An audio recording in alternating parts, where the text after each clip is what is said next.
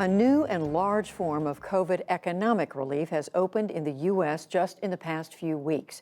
The federal government is now offering to pay for all or most of every funeral caused by the disease. Lisa Desjardins reports. It is perhaps the least told cost of the last year. Unexpected funerals, 500,000 of them from the coronavirus. Families have shouldered a huge expense just to say goodbye from a distance. Buenos dias. Like at the funeral of Patricia Fernandez in Indio, California. The 75-year-old died in January after 3 weeks on a ventilator. For her daughter Sandra, the emotional toll was almost unbearable. For days and weeks, I woke up thinking this is just a nightmare until reality hits and you realize it's not a nightmare. She's not here anymore. And she's no longer here as the caregiver for Sandra's sister Bertha, who has disabilities. Sandra took over that care while working as a school administrator. This as the cost of the funeral, embalming, and burial reached nearly $13,000. So it was super hard to gather all that money and stressful. None of us have that amount of money saved up, not even half of that. That is outrageous. The issue raised high-profile concern from now Senate Majority Leader Chuck Schumer and Congresswoman Alexandria Ocasio-Cortez of New York. And in two separate bills, including the American Rescue Plan, Passed. They pushed through tens of billions in help. The benefit is historic. The federal government will reimburse up to $9,000 in costs, about the average for a funeral in America. For families with multiple deaths, the limit is $35,000. That is for every coronavirus death since late January of last year and going forward until 2025. Today is the day. The hotline is open. Ocasio-Cortez spread the word when FEMA opened the program nearly 1 month ago.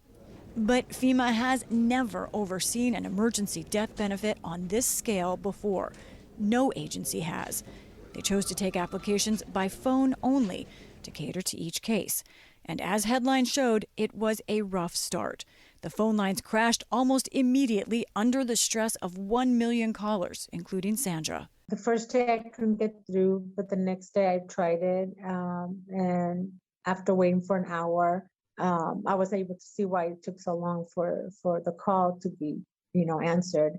As FEMA was overwhelmed, funeral directors like Omar Rodriguez also became inundated and frustrated. For a year, I've just seen one dumb decision after another.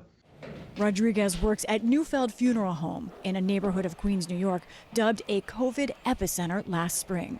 Rodriguez says the funeral benefit, even if well-intentioned, is tangled in red tape. For example, families must produce a death certificate that lists COVID-19 as the cause. But most death certificates in New York do not list a cause of death at all. We're looking for other ways to get causes of death to people, and notarized paid bills and all sorts of things. And it's just everyone, I guess, since they're learning about this program, it's like they're all coming at once. Not a guy to mince words, he says politicians could have avoided this. I just wish that these municipalities and the powers that be would consult with those of us that are down, in the midst of all this. They do say they consulted with the National Funeral Homes Director group. Again, it's a waste. Those are guys who haven't touched a stretcher, haven't embalmed a body, haven't been out in the road. A lot of people sitting behind desks looking and, oh, this is terrible, and not really in the midst of what's going on. By any standard, it is a massive undertaking. Already, FEMA says it's processing over 150,000 applications.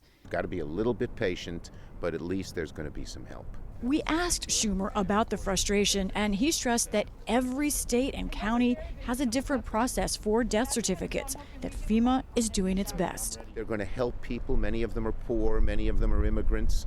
Work through the status here, work through the paperwork here so they can get the relief they need. FEMA modeled its COVID benefit on funeral aid after natural disasters like Hurricane Sandy.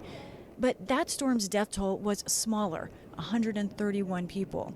Also getting attention, the $9,000 figure. What did you think when you found out about the size of this benefit? I was shocked, to put it mildly. Victoria Hanneman is a professor at Creighton University in Omaha who specializes in the rising cost of death care in the U.S., including what she calls funeral poverty. But she says this idea to pay for any and all COVID funerals is deeply flawed.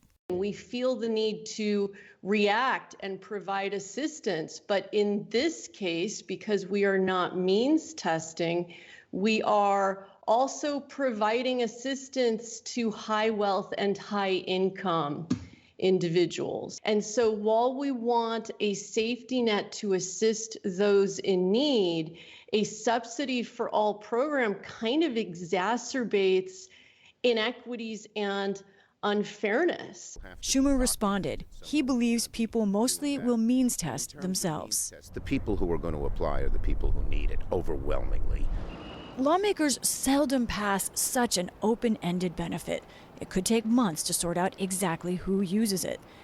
But in the meantime, Patricia Fernandez's funeral hovers still, leaving her family with memories, but also thousands in debt. Their GoFundMe effort to raise money fell far short. Now, Sandra Fernandez hopes a check from FEMA arrives soon. So I'm just praying and hopeful that that money comes through and could help me in some way. We know that that money is not going to bring a loved one back, but it at least will take a little bit of your stress away. For the PBS NewsHour, I'm Lisa Desjardins.